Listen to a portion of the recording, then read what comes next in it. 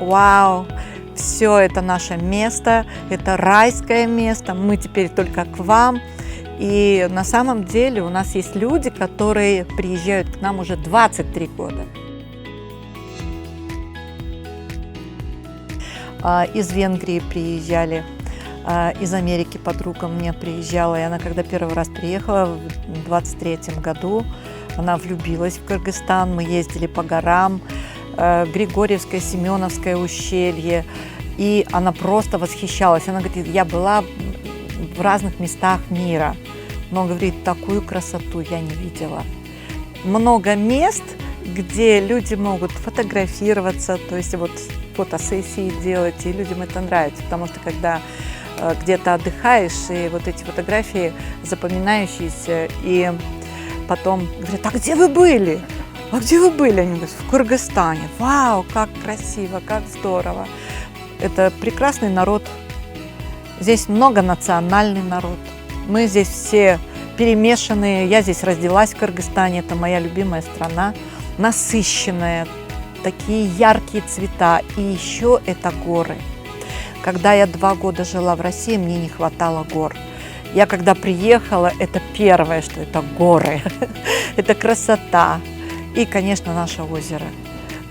Когда приезжают иностранцы, они говорят, вы знаете, ребята, вы ходите по золоту. У вас богатая страна, и вы не знаете, что с ней делать.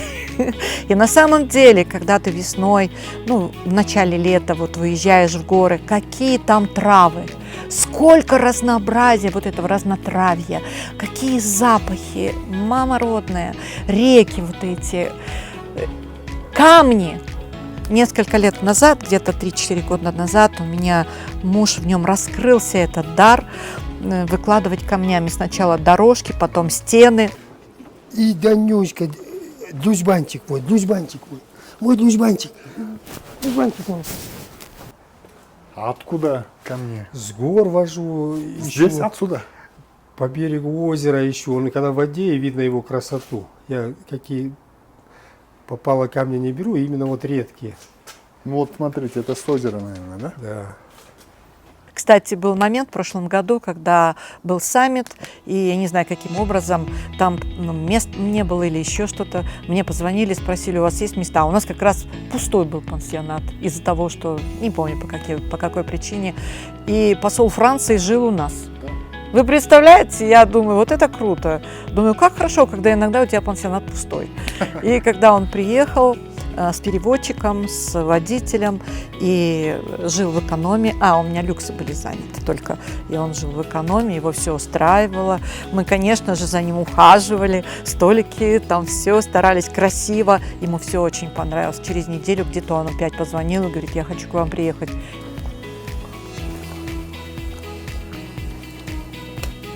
Вот тут эконом-класс как раз вот маленький. В этом году 3 пары у нас были молодожен. Это нас радует очень. И, скажу немножко про номера. Всего мест на территории 30 мест. И если 10 номеров, в каждом номере эконом, там идет туалет и умывальник. Душ только вот в улучшенных. Здесь есть душевые. Вот этот как раз домик. Здесь 3 номера. И там санузел и душ. Те, кто люди, кто живут в номерах без душа, у нас есть отдельно душевые комнаты. Душ. Вот он душ. Там сейчас никого? Да, вроде никого. То есть это все душевые у нас, да? Вот он душ. Хорошие, большие, просторные, в кафеле, с большими аристонами. То есть водички, в принципе, хватает. Если вам понравилось, я оставлю контактные номера Галины Юджи в описании к этому ролику. Про цены. Эконом идет 800 сомов в сутки проживания. И здесь 1100. Это с человека или с Это номера? с человека в сутки. И эти цены варьируют. То есть это Это пиковые, договорные да, есть. Есть в начале сезона, когда и по 500, и по 600, и по 700. Вот. но не выше 800, не выше 1100. То есть вы сказали самую пиковую цену? Я сказала самую пиковую. И питание 1000 сомов. 1000. Завтрак, обед, ужин. 1000 сомов. Про Да. меню ваше. Давайте. Прошу, вот 1000 сомов, говорите, это завтрак, обед, ужин, и Да. поподробнее можно? Поподробнее. 300 сомов завтрак, 350 обед и ужин. И что у нас входит? Конечно, все свежее. Побежали, купили, приготовили. Все рядышком. И обязательно красиво должно быть, вкусненько. У нас комплексные, да, в основном. Но есть еще национальное, когда мы национальное тоже готовим. То есть лагманы, манты, вот эти наши блюда. Шорпо, такие манты. Вот утром постоянно что-то, блинчики, оладушки, сырники утром печем, да. Разными, например, самсы, это уже на ужин или на обед. Курники, например, печем. Иностранцы у нас действительно бывают. Как мы хотим их удивить? Пловом тоже умеем удивлять. Нравится людям, да. И если в течение дня кто-то желает, вот они позавтракали, пообедали, поужинали коллективно, так сказать, а хочется еще прийти, что-то перекусить, всегда столовая открыта, и всегда можно прийти, горячая вода, заварочка. Даже еще, знаете, когда люди приезжают и говорят, мы только двое будем кушать, двое не будут. Почему не будете? У нас вегетарианцы. Я говорю, прекрасно, у нас есть опыт работы, поэтому мы вас накормим. Ой, у нас ребенок это не ест, у нас это хорошо, а что ест? То есть мы каждому подход, индивидуально подход обязательно. Несмотря это хоть 10 человек у нас отдыхает, 5 человек отдыхает или 30 отдыхает. И огородик у нас есть, мы всегда предлагаем. У нас весной, когда черешня, просто в этом году сезон такой был очень плодовитый. И приехали как раз у нас россияне, заняли полностью этот дом. И супруг сразу предложил, пожалуйста, вот дерево кушайте. Они наелись, потому что это была такая жирная черешня, такая вкусная, необыкновенно. И вот это с магазинами прям небо и земля. Яблони хватает, на зиму еще раздаешь. Абрикос был вообще был такой королевский, сладкий. И у нас на огороде и руккола, петрушечка. Я всегда предлагаю, кто любит, пожалуйста, проходите, рвите, кушайте. Так что на самом деле у нас мы создаем атмосферу семьи. Есть люди, которые у них нет друзей. Я говорю, к нам, все. И мы можем вечерами посидеть, пообщаться. И у нас бывают такие случаи, когда приезжают музыканты, композиторы. И устраиваем концерты как раз там наверху. Танцы устраиваем.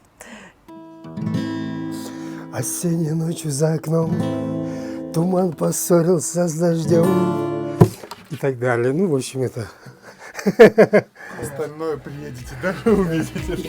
Вот у вас постояльцы приходят там на короткий период, а если там на долгий период, то со стиркой как бы с вещами, Да. как вы предоставляете?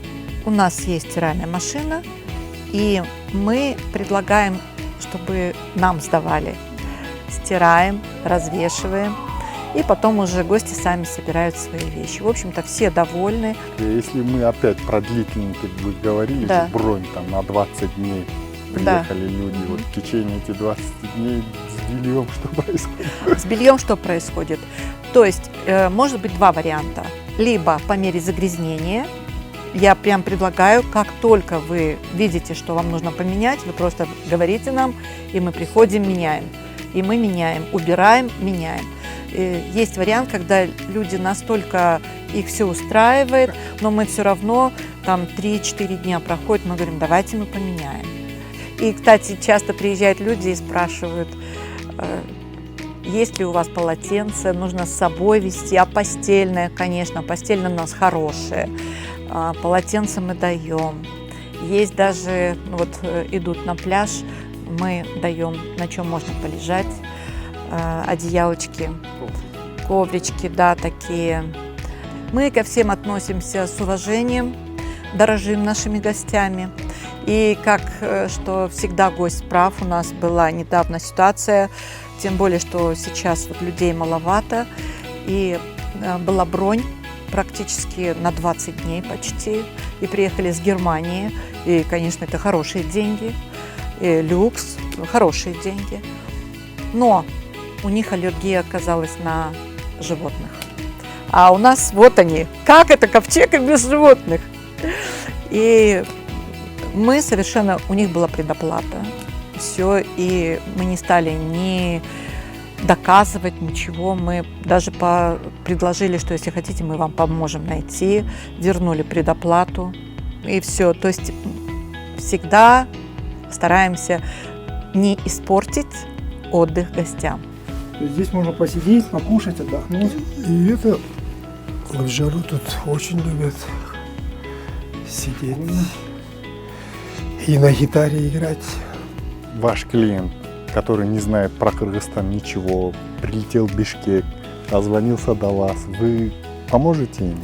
Я скажу, что этот диалог начинается у нас с первых дней. Как только они начинают бронировать, они сообщают, что мы никогда не были, мы не знаем, как добраться, это Казахстан, это Узбекистан, это другие страны.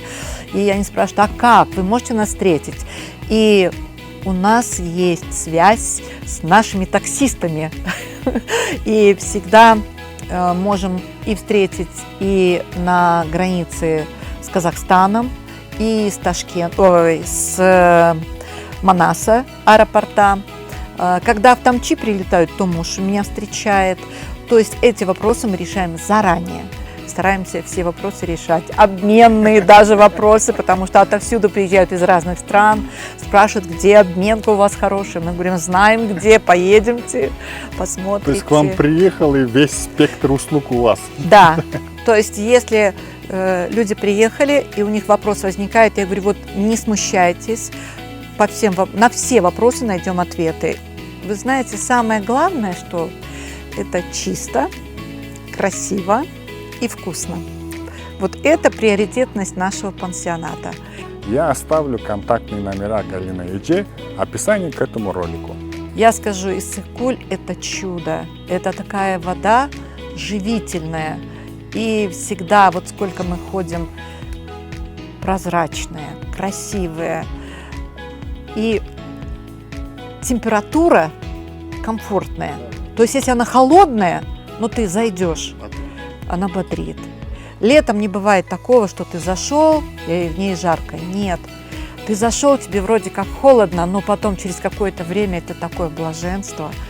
Поэтому все, что здесь есть, воздух, вода, солнце, небо. Здесь небо какое, такого неба нет нигде. И поэтому, когда приезжают иностранцы, они говорят, вау, все это наше место, это райское место, мы теперь только к вам. И на самом деле у нас есть люди, которые приезжают к нам уже 23 года. В декабре месяце была на конкурсе «Бабушка года». Да. И было 19 участниц, из них 18 киргизочек было, и я одна русская была. Я заняла 3-е место. И когда я спускалась, и как раз там вот блогер, который тоже был в комиссии, и он сказал, вы взяли своей улыбкой. 6 часов улыбаться. Да, это, конечно, было круто. И 6 часов на каблуках.